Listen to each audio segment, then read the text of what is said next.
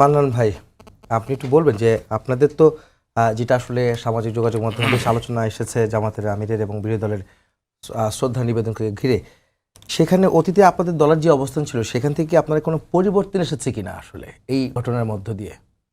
জি, আপনাকে ধন্যবাদ। আপাকেও আমি ধন্যবাদ জানাই। আপা একটা ভুল তথ্য দিয়েছেন শুরুতেই, সেটা ভাষা আন্দোলন ভুল হয়েছিল, গোলাম আযম এ কথা কোথাও বলেন নাই। এই যে আমার কাছে আছে। এটা আপনার কাছে কোথা থেকে আছে আপনি বলতে পারবেন। তবে ভাষা আন্দোলনের উনি ডাকসুর জিএস ছিলেন এবং পাকিস্তানি শাসক গোষ্ঠীর সামনে ভাষা আন্দোলনের সেই যেটা পত্র ছিল, তৎকালীন শাসক লিয়াকত আলী খানের সামনে যিনি এটা পাঠ করেছিলেন এবং উর্দুকে বাদ দিয়ে বাংলাকে রাষ্ট্রভাষা করার জন্য দাবি জানিয়েছিলেন লিখিতভাবে, ডাকসুর জিএস হিসেবে অধ্যাপক গোলাম আযম কিন্তু সেটা বলেছিলেন।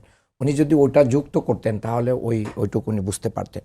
2 নম্বর, আমি যেটা বলতে চাই, জামাত ইসলামের আমির রাষ্ট্রীয় দায়িত্বের অন্তর্ভুক্ত হিসেবে, বিরোধী দলীয় নেতা হিসেবে তিনি রাষ্ট্রের যে আচার অনুষ্ঠান আছে এটার প্রতি রেসপেক্ট শো করে তিনি কিন্তু ফুল দিয়েছেন এবং ভবিষ্যতে আরও যে যে জায়গায় যাওয়ার প্রয়োজন হবে রাষ্ট্রীয় দায়িত্বের কারণে উনি সেগুলোতে যাবেন বলে আমরা আশা করি। এখানে উনিও যেরকম ব্রেক করেছেন, উনি গিয়েছেন জামাত ইসলামের পক্ষ থেকে। আমি তো মনে করি তারেক রহমান সাহেবও তো একটা ব্রেক এখানে করেছেন, আপনারা সেটাকে কেউ কিছু বলছেন না। দেখেন, এই বেদিতে দাঁড়িয়ে কিন্তু তারেক রহমান সাহেব দোয়া করেছেন, যেটা আগে কখনো হয় নাই। তো এই যে দোয়া করার কালচারটা, বাংলাদেশের এই যে মুসলিম সেন্টিমেন্টকে উনি ক্যাপিটালাইজ করতে পেরেছেন, এটাকে গুরুত্ব দিতে পেরেছেন, এটাকেও তো আমরা সাধুবাদ জানাই। এটাও মিডিয়ায় নিউজ হওয়া উচিত ছিল, শুধু জামাতের আমিরটা কেন।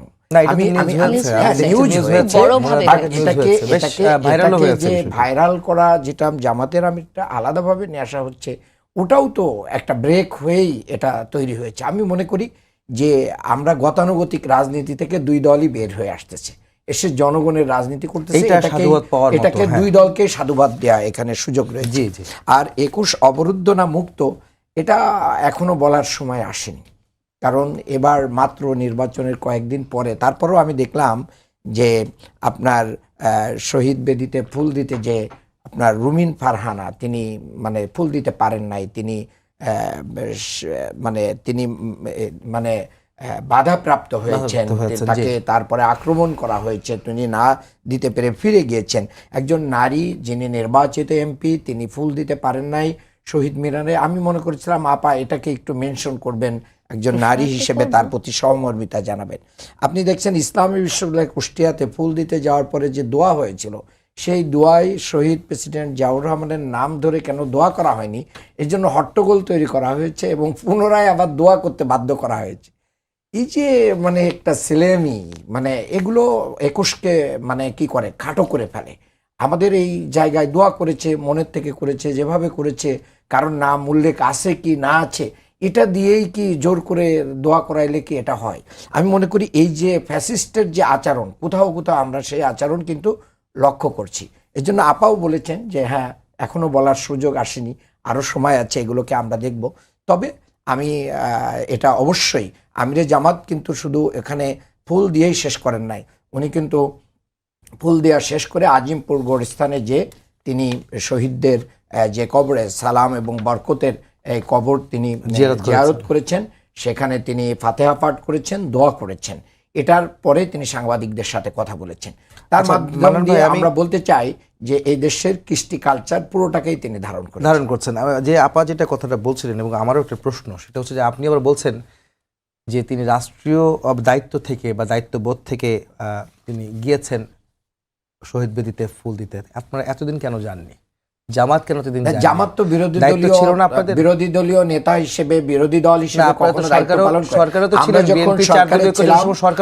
ম্যাডাম জিয়া যখন প্রধানমন্ত্রী ছিলেন, ম্যাডাম জিয়ার সাথে শহীদ বেদিতে আমাদের আমিরে জামাত মতিউর রহমান নিজামী, আলী হাসান মোহাম্মদ মুজাহিদ, ওনারা উপস্থিত ছিলেন।